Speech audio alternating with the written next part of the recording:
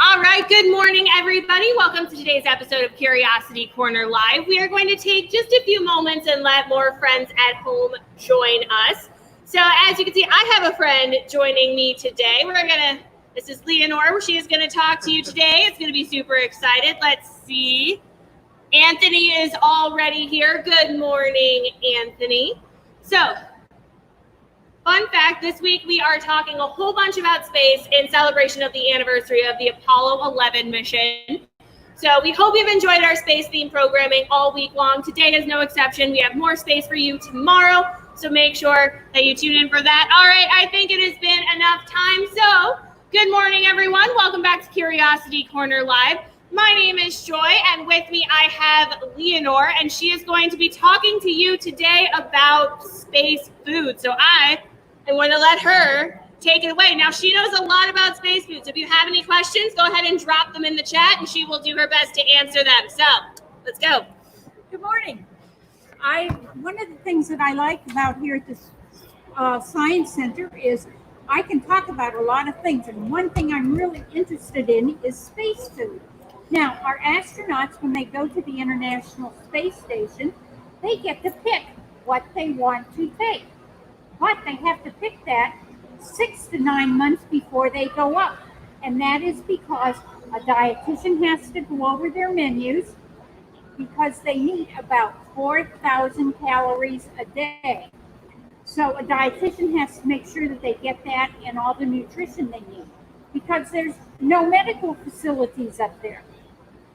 And they also have to take all their food because there are no grocery stores up in space. So food has to be packaged especially for them. And there's several ways that they do it. One is thermal hydrated, and that takes out the bacteria. Because like for meats, they have no refrigeration. So it all has to be packaged for that. It's also dehydrated. And it's irradiated, which also takes out the bacteria. And it comes in different forms. Right here, I have a package of mashed potatoes. Now, this has been dehydrated. And on here, it tells them that it is mashed potatoes. It also tells them how much water to put in and how long to let it sit before it's edible. Now, on the back, they have Velcro, little pieces of Velcro. And that's so that when the hot water gets in here, they don't have to hold it and burn their fingers. And also the Velcro they have, enjoy show, one place they have Velcro is on their clothing. So they could stick it to their clothes. This is a picture of their table, and the little squares are pieces of Velcro. They can stick it to the table. Or they can stick it to a wall because there's Velcro all over the place. But on their table, they have the squares of Velcro and these long strips they can pull up and stick stuff underneath. And also, too, they don't want to have to go chasing their food. I mean, come on, because there's no gravity up here. So, anyhow, that's one way. And to rehydrate this. Can you get a picture of this, Andy? This is the rehydrator. And if you look real close, you can see that it has numbers on it and hot and cold. And the numbers mean how many milliliters that to put water in at this end, right? Okay?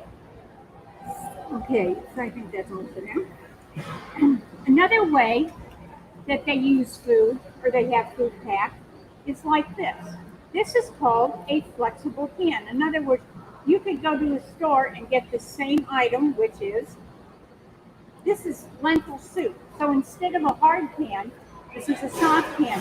They put it in the heating element, and it heats it up, and then there's a little notch.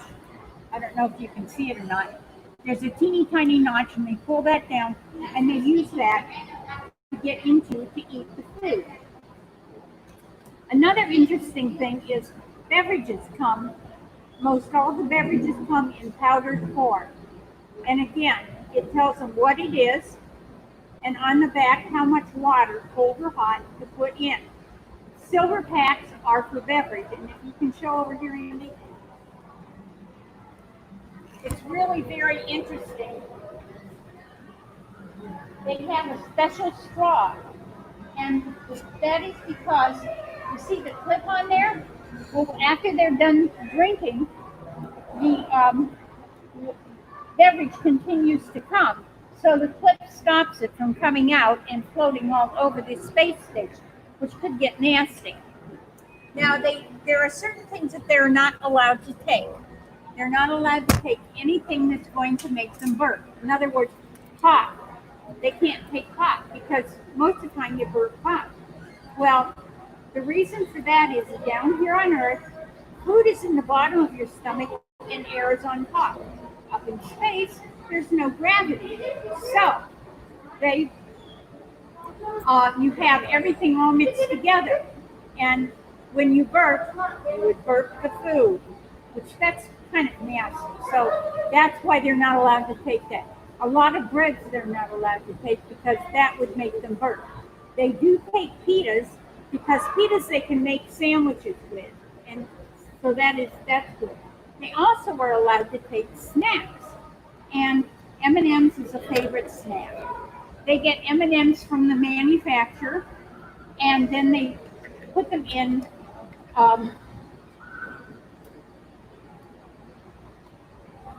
this is a vacuum pack. Thank you. Vacuum pack. That's another way they do food. And so therefore, this is one snack. They also can take peanuts. Peanuts or nuts. That's a snack too. Vacuum pack comes from the manufacturer, and then the people at NASA put this together. This came from the manufacturer, so all they have to do is put a label on it, what it is, and then they can open it. Now, one nice thing about these labels is it's also in Russian. So if they wanted to learn Russian, they could learn Russian. Kind of neat. If you can show up, well, no, that's not there. Let's see this. Okay, on our table, you see the yellow? Those yellow containers have the utensils that the astronauts eat. They never share utensils. Each astronaut has their own yellow bag. And to keep those clean, they have special wipes because there's no running water up there in the space station. Water. Talk about water. Where do they get their water? It's recycled urine. It's a special process. It kind of sounds icky, but that's how they get their water. They couldn't take water with them because water is so heavy. They have to take all their food with them, so that's why it's all prepackaged and all this kind, all this good stuff. So, does anyone have any questions? No questions yet? Would you like to go into space? Then think about the foods that you want to take. You need to think about, is it going to make you burp or not? Fresh fruit. They don't get a lot of fresh fruit only when new astronauts go up or SpaceX takes supplies up. And then they have a good time playing with it, letting it float around. One other thing is they have an espresso machine up there. Hallelujah. You know, you have it down here. And another interesting thing is salt and pepper. You know, when you shake salt and pepper out, well, you can't have that up there because if it gets into the systems, it will ruin the system. And there are no mechanics to come up right away or the next day. So what they've done, they've come up with liquid salt and liquid pepper. They also have a lot of condiments like ketchup, mustard, and salsa, and to help make the food taste a little bit better. Another interesting thing is crackers and cookies, especially hard crackers and hard cookies. They came up with a special gel coat to cover them so that when they bite into the cookies and crackers, they don't go all over the place. Because again, if that gets into the system, they're up a creek. And I think that pretty well covers it. Gives you a pretty good general idea of what they're eating. All right, so special highlight. So Erica would like to shout out your awesome astronaut earrings, Leonore. Thank you. I don't know if you get a shot of those, but they are pretty awesome and perfect for, our whole space themed week. Thank you, Erica. So let's see if some more people welcome to everyone who joined us while Leonore was talking. Leonore brings up an excellent question that I think would be a good challenge for you at home today. And that's to figure out how your favorite food might make it up into space. Would it need to be dehydrated like these guys? Could you just kind of vacuum pack it like this? Would you need to make it thermalized, excuse me? Would you need to make it a liquid like salt or pepper? How do you think your favorite foods could go up into space? Or do you think you might be able to invent the perfect space food? So who knows, you might come up with a brand new delectable creation. So what we want is for you to share your ideas with us on social media. Tag us, use our hashtag StayCuriousCLE. Let us know what you come up with for what you think is the perfect space food. So Leonore, thank you so much for joining us today. We loved having you, and I hope our audience did too. I know they loved your earrings.